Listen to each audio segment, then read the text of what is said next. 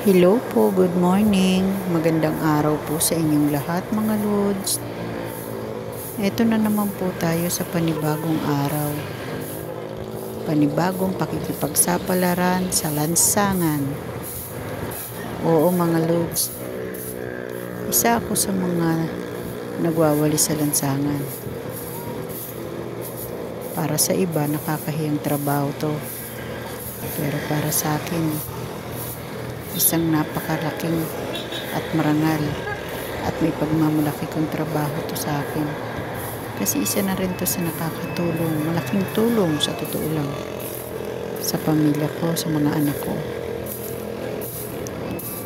Maliit mo ng sahod, pero at least alam ko na galing sa malinis na pamamaraan. Mahirap ang trabaho dito dahil makikipagpatintero ka sa mga sasakyan. Minsan may mabibilis, masasagi ka na lang ng hindi mo namamalayan dahil sa mabibilis na pagpapatakbo ng mga motorsiklo. Pero okay lang dahil araw-araw naman ginagabayan ako ng Panginoon. Iniiwas niya ako sa ganong kapahamakan.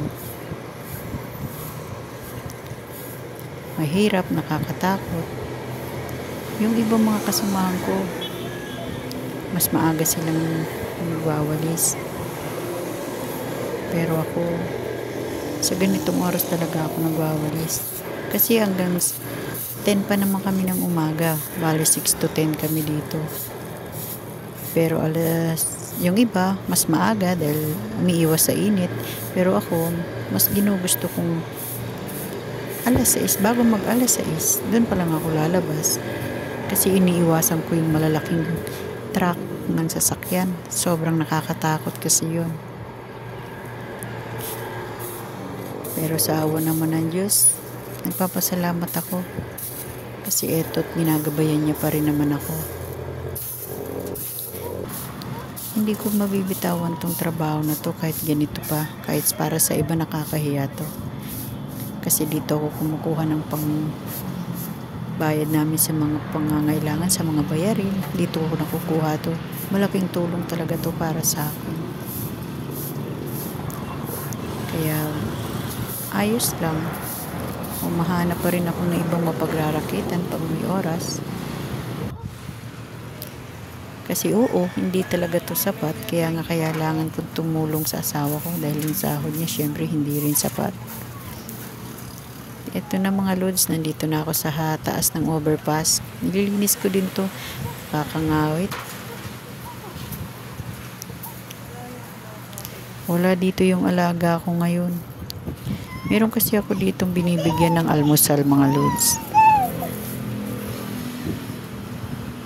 Pero sa ngayon wala siya.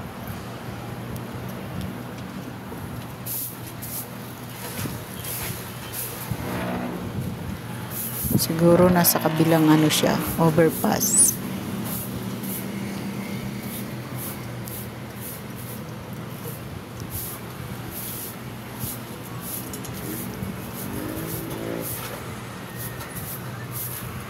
Ayan, dahil wala naman masyadong dumi dito sa overpass, dahil nawalisan ko din naman to kahapon, pababa na ako. Ayan, pauwi na nga ako mga lods. Tapos na ako dyan. See you again tomorrow. Salamat po sa panonood.